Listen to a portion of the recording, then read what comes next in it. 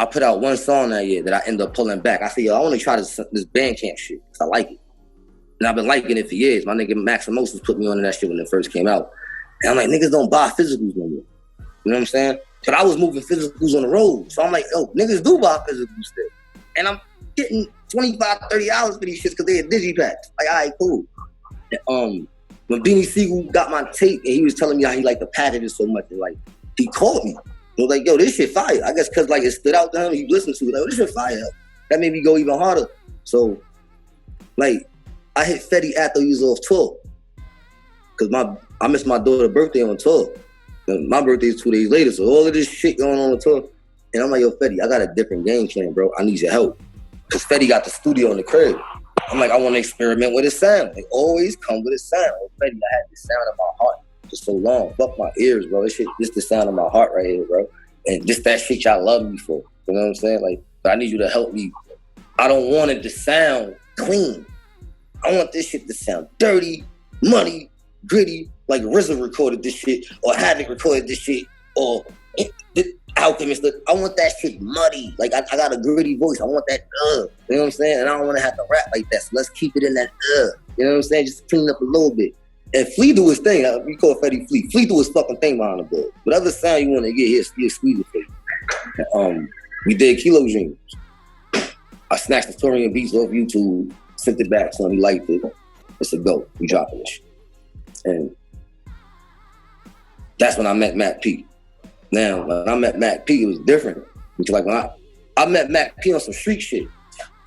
Like through the internet, the music led us to each other, but that was not our first conversation. Our first conversation was some street shit. Cause we had some street niggas in mind, and I saw a picture of him around the block from the Barclays. I'm like, yo, boy, you from the bar? Like, you was about the Barclays. Next time you went town, fuck him, because he was showing the music a lot of love. Mac is official like that. Like, so when we start talking about who we know and shit, you know, a family member is who he fucks with. Oh, word, that's my family member. So that's my son. Like, so you extra good. And, I think that kind of set the tone for like, it's like a brother to me. Like Mac, like my little brother I never had. You know what I'm saying? I'll talk about that. But me and him just kicking it so much on some street shit, and just like we talking about knowledge and shit like that. But the conversation, the temper is different. You know what I'm saying? Than the average street shit. We talking some shit, but it always leads to some positive shit. And the nigga hit me one day like, yo, I rap. I'm like, where would you rap? Let me hear something. Nigga sent me something. Now I come from the day where if you say you rap, you really gotta rap. You gotta be vouched for. So when a dude say, let me hear something, you don't pull your cell phone out and play in the studio record because you don't know the song. You got bars in your head, or you can freestyle, or you just play around with it, whatever you do.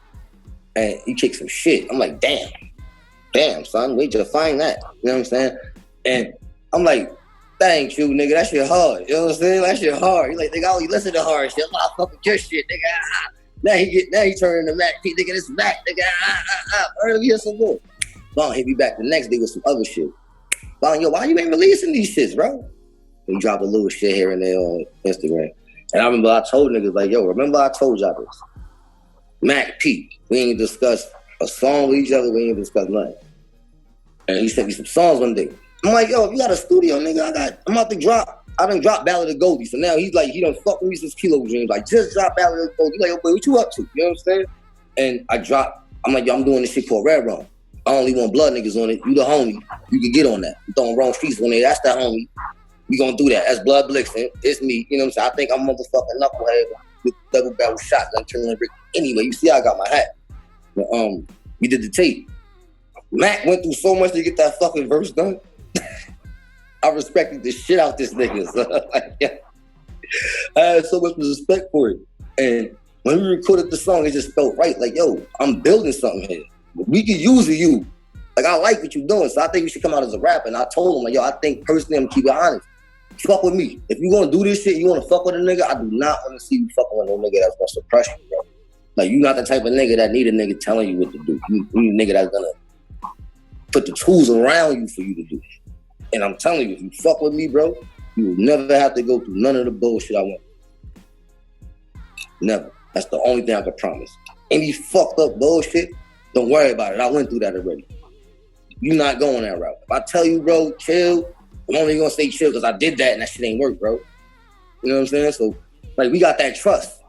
You know what I'm saying? And I trust that, like, I love a nigga because that's a lot of trust to put in somebody.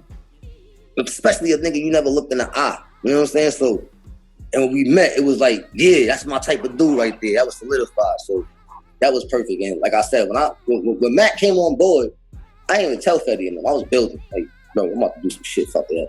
So he was like, yo, I got Ecto. And he got fire beats. So that was like cool. After, like I told you, I heard Ecto beats. I'm like, oh shit, what the fuck? This nigga got everything. And, we needed that because I had lost the producers I was working with. And then after that, I'm already sitting on Biddy Boys. But it's not Biddy Boys yet.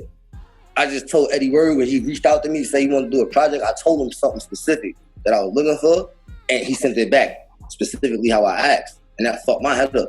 So when we did Biddy Boys, being that was the first collaboration project, I'm like, yo, it's only right that this is the sound of the Biddy Boys right here. It's only right that I put my nigga Eddie in.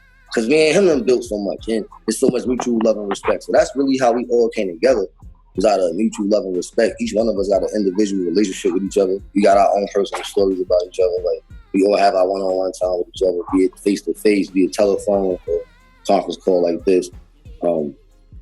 We know everything about each other's lives. There's no secrets here. Like, I think everybody came here and brought their lives to the table. It was more than just music, you know what I'm saying? And we all respect how we came together because we all had our own road that we walked to get to this one spot. So we're like, we all in tune with who we are to know, like, yo, this is a moment in time. Even if this shit ain't some shit that go for 20 years, whatever we about to do right here gonna be some shit. So we gotta do this shit. And we all left our egos at the door. It's not like Mac and Ecto came and Eddie came and chasing Fetties to the back burner. First off, we all have our own audience that we tend to. We're not a group. We're a collective. You know what I'm saying? This shit operates a certain way. This shit operate like the mafia, nigga. These niggas are bosses. I am a boss. I do not want to sit around and fucking peons. So these niggas are equally, everybody get the same treatment over here. And I think that the people see that. You know what I'm saying? Like, you might not hear 318 Chase, but you see him. You pushing that. You see Bernie, you see me pushing that too. You see Mac, you see him pushing that too. You see Ecto, you see Eddie, you see them pushing that too. You see Fetty, you see him pushing that, and it's all mutually like, if it was a hot potato or a baton or a gun that we want to get rid of, we passing that shit around so fucking much. You can't even keep up with it. You know what I'm saying? And we there for each other, and they could lean on me for more than just music. Like, it ain't about money and music. Like, this shit, like, you very clear this shit is bigger than the money. So, like, everybody got their own money.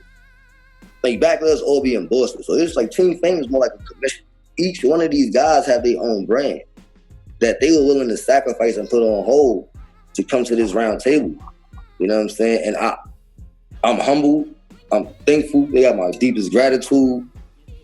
They know anything Bernie can do in his power, I'm going all out. You know what I'm saying? And they gonna do the same. So when it's that type of chemistry going on, it's some binary shit now. This shit is different now. You know what I'm saying? Like, A told me this shit. Like, yo, this shit, y'all got some binary shit. Like, this is not no linear shit. This is binary shit. Listen to me well, bro. And I started looking at it from that. So it was like, because I know it, but like sometimes you got to step aside to see it too. And to hear that from him was like, all right, cool, we good. I don't care who doing what. None of us care. Like, we don't listen to nobody. Like, let's be very clear. We listen to our friends. like if we deem you a friend, we all listening to your shit. Cause I'm telling these niggas, like, did you hear this nigga tell a baby? Like, this nigga tell it is fucking wild. Or did you hear so-and-so? And I'm not name dropping. I'm just, nigga, the MCs that know I fuck with them know that. Like, it's genuine. Like, they met me. You know what I'm saying? So it's a lot of love we get. And it's all love. Even the niggas that we might have bumped heads with or whatever, it's still all love. Like, you can't be a fan of something and dislike it for some personal shit, or it wasn't real to begin with. You know what I'm saying? So I can't sit here and say, man, whatever. You know what I'm saying? I don't check it, but I'm rooting for you, nigga. You got it. I know you good. I don't work with you. I done been there. I know that much about you. I think you've been around each other that much, but I know you're good, bro. Like, you know I'm good. You know what I'm saying? This Team Fame shit it's a virus. This shit is a cult. Like, one of my niggas told me this shit is a cult. Like, Eddie Kane was like, yo, this shit is a cult, nigga. And I'm like, really? Like, it's like, get the fuck out of here, nigga. It's like, Kano done been to the hood. Kano done been out with me. Like, that's my brother. You know what I'm saying? And when he said that shit, it was humbling. Because we just doing us. Like, we just really, like, we get a kick out of each other. Like, I told them niggas the other day, fuck y'all, I ain't listened to the album yet. Only Eddie did. Because ain't nobody saying nothing. And, like, we'll do that to each other. Like, let that shit blow. Don't say, let that nigga stew for. Let him sweat. Like, you know? Like, you good, but you ain't that good, nigga. Like, you have those type of jokes and shit. Like, you can go back to other interviews and see us with each other. Like, it's like that. Like, your big head ass. Like, those my brothers. They know my mom. They know my kids. You know what I'm saying? Like, so it's family, and I hear that shit thrown around a lot. But you would never see no public shit with us. Like, I don't, like, we go through shit. We men. And these dudes are bosses. Like, I can't emphasize that enough. Like, I'm telling y'all, Ghost Rappers is the shit. That's Ecto's brand. Premium the label is the shit. That's Chase's brand. FTS is the shit. That's Mac brand. You know what I'm saying? Fucking GK Regime is the shit. That's Fetty's brand. I love Corey Jimdom Radio. Before Eddie was my friend, I was a fan of Corey Jimdom Radio. You know what I'm saying? He played that shit. He got that Noah shit. Nobody in here. You know what I'm saying?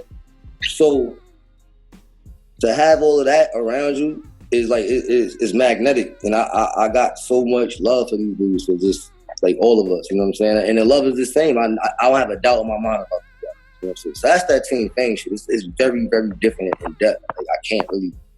That's how I could word it. It's how it just came out naturally.